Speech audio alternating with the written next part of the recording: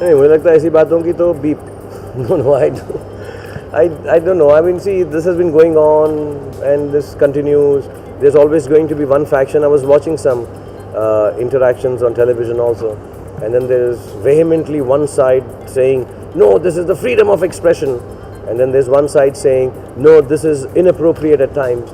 I think the censor board is there to see a film, analyze it, understand, depending on somewhere down the line, a film having a negative effect, not just language-wise, but I think a bigger picture for censor board is that it should not somehow incite any kind of, how do you say it, differentiation due to religion or caste or color or name or sex, that it should not in any which way incite in a wrong sense a film. I think that part of censor board is very correct. As far as language is concerned, as far as the freedom to express something is concerned, I think it varies film to film, and that's why I assume there is a board that analyzes each film differently from the last one. If you have a generic rule for everything, yeah, then it will be strange and difficult to follow. But I think the board is meant to be for that you sit down, you see one film and say, okay, for this film, it's a comic film, so a certain word is used comically. It's not really going to hurt any sentiments.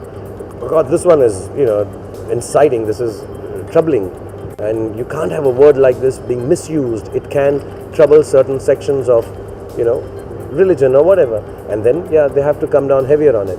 And that's how it passes. So I don't know why one should have a finalized list, but yes, those are guidelines. I think they were always there. If I'm not mistaken, more or less those guidelines that have suddenly come out into the television and everybody's talking about it, they were always there to kind of, but I've never gone for a censor board meeting where they take out this piece of paper and do this. It's just a guideline.